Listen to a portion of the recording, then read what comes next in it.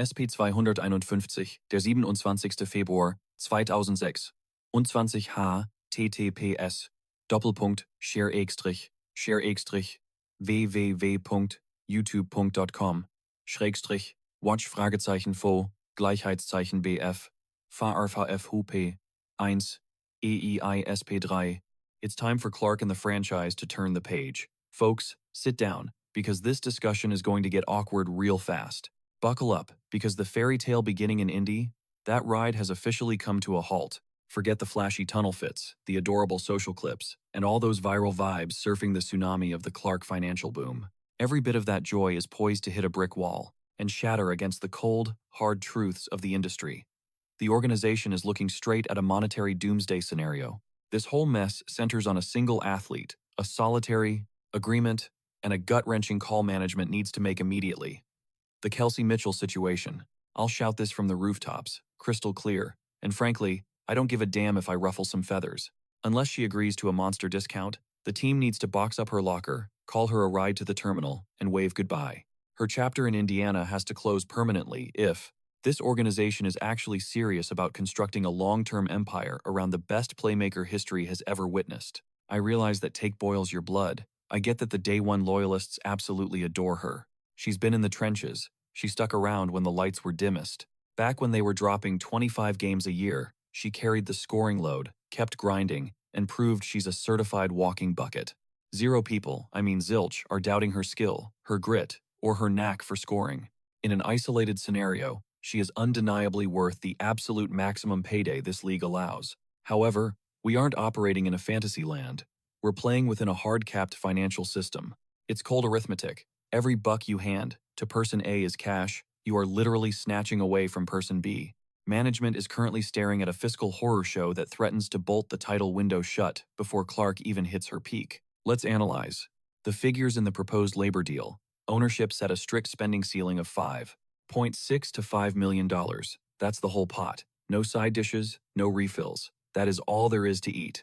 Handing Mitchell the mega deal she believes she's earned means her paycheck devours nearly 20% of your total budget. And that is where the disaster starts. She isn't the sole athlete in that locker room lining up for a massive payout soon. Boston top draft choice, rookie of the year, and the crucial interior force in Clark's two-man game is about to qualify for her own monster extension.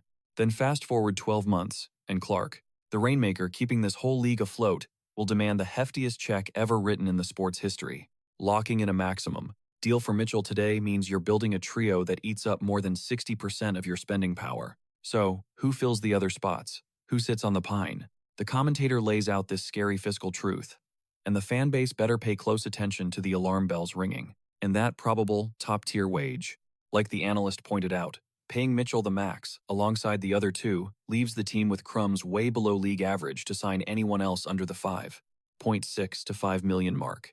Are you tracking the calculus here? Do you grasp the total wreckage a massive payout for her would cause to the team's rotation? Max out those 3 stars, and you're scraping the bottom of the barrel to find 9 other warm bodies. You'll be stuck hiring developmental prospects, walk-ons, and bargain bin vets just to legally field a team.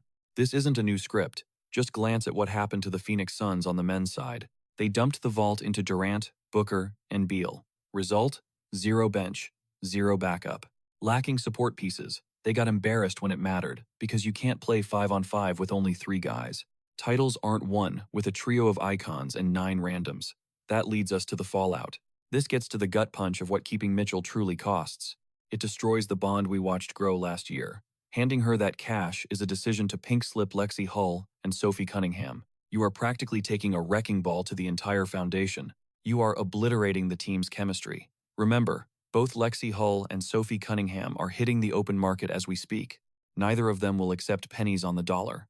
Hull has cemented herself as a premier perimeter shutdown artist who knocks down deep shots at a clip exceeding 40%. Then you have Cunningham, the definitive enforcer on the floor. She is the shield who absorbed technical fouls and physical punishment just to ensure nobody laid a finger on Caitlin Clark. Here is the bottom line: a zero-tolerance warning for Coach White and the executives in the front office facing this dilemma. Do not mess this up. Handing Kelsey Mitchell a maximum salary deal would be a catastrophic error. That financial burden forces you to wave goodbye to Hull. It means Cunningham is gone. They won't stick around for scraps. Making that move isn't just a mistake, it is managerial incompetence. Listen closely if you are one of those people obsessed with box score point totals. You currently possess the most potent offensive weapon in the world, Caitlin Clark. There is zero reason to cripple your salary cap just to retain a guard who needs high volume to score. Clark does not benefit from a backcourt partner who dominates possession for 15 seconds every possession just to find a rhythm. What she requires is precisely the skill set brought to the table by Hull and Cunningham. She requires versatile, aggressive defenders capable of locking down the opposition's best scorer nightly, preserving her stamina. She needs pure snipers parked in the corner, ready to catch, fire, and penalize defenses the moment they double-team her. Most importantly, she needs bodyguards. Athletes ready to do the gritty, physical work. Allowing those two to depart merely to feed Mitchell's pride leaves your star player vulnerable and exposed. It is like parking a luxury sports car outside a palatial estate while leaving every single door wide open. How do we fix this? How do championship organizations navigate this specific financial minefield? The Fever aren't trailblazers here. Plenty of teams have battled salary cap restrictions before. If Mitchell wants a blueprint on constructing a legendary WNBA powerhouse, the example is right in front of her. She just needs to glance over at the Las Vegas Aces, study what Becky Hammon has built. Here is the reality check on how Vegas retained 4 superstars. It is a masterclass in selflessness that Mitchell needs to learn immediately. Sacrifice is mandatory. Aja Wilson accepted a paycheck far below her actual worth. She took a discount. Wilson wasn't the top earner in the WNBA, nor even on her own roster that distinction belonged to Jewel Lloyd. Think about that. Aja Wilson, the undeniable league MVP. The planet's best player willingly bypassed 20% of her potential income. Why? Because she understands the game. She prioritized championships. She told management to keep the cash and use it to secure Chelsea Gray. Use those funds for Jackie Young and Kelsey Plum so we can forge a legacy. Tom Brady executed this identical strategy for 20 years in New England. He routinely accepted undermarket deals so Belichick could finance an elite offensive line and a crushing defense. That is the hallmark of a winner. Winners trade their financial ego for championship parades. Which brings us to the uncomfortable inquiry. Can Mitchell emulate Aja Wilson? Is she prepared to be the Tom Brady of this team? Will she look Coach White in the eye and admit, I realize I command a maximum salary. I could get paid in full by Chicago or Toronto, but I want a title with Clark, so I'll slash my rate by 20% to keep Hull and Cunningham. Let's get real and analyze human nature. She almost certainly won't do it, and I cannot fault her for that. Mitchell has a significant age gap compared to Clark and Aaliyah Boston. She is entering the twilight of her prime. This represents her final opportunity to lock in a monumental, generational payday. She endured the losing seasons in Indiana and likely feels entitled to that top-tier compensation. She sees her window closing and wants to cash out immediately.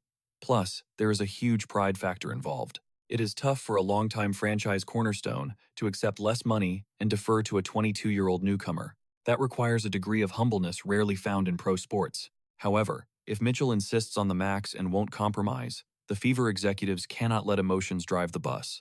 Loyalty must be discarded. They need to proceed with strictly calculated, icy rationality. The front office has a single, non-negotiable directive. Pry that championship window for Caitlin Clark open as wide as humanly possible. Handing Kelsey Mitchell a maximum contract right now isn't just a mistake. It is practically slamming that window shut on your own fingers. You are effectively signing a death warrant that forces Clark to waste her next 4 years tossing dimes to bargain bin scrubs who cannot handle a crisp pass or navigate a screen to save their lives. Now, sure, there is one loophole, a fleeting, desperate fix the Fever might try to slap on this wound. In theory, they could tag Mitchell with the core designation for a single season, cut her that massive check for 2026, go all in for a ring with this exact squad, and then wave goodbye in 2027. The moment Aaliyah Boston's Supermax hits the books. But let us be real, even playing that game is a gamble of epic proportions because it handcuffs your ability to lock down key pieces like Hull and Cunningham in the here and now. Building a true dynasty demands cold-blooded decisions. Look at Bill Belichick. The man was notorious for shipping off fan favorites a year too early rather than a year too late. Pat Riley did the exact same thing in South Beach, and right now, the Indiana Fever are staring down that very same barrel. Make no mistake, Kelsey Mitchell has been the heartbeat of this franchise. She is a walking bucket. She has earned every right to demand a max deal. She absolutely deserves to secure that bag. Every last cent of it, just not from the bank accounts in Indianapolis. It is a mathematical impossibility, a structural nightmare that would effectively gut the rest of the roster.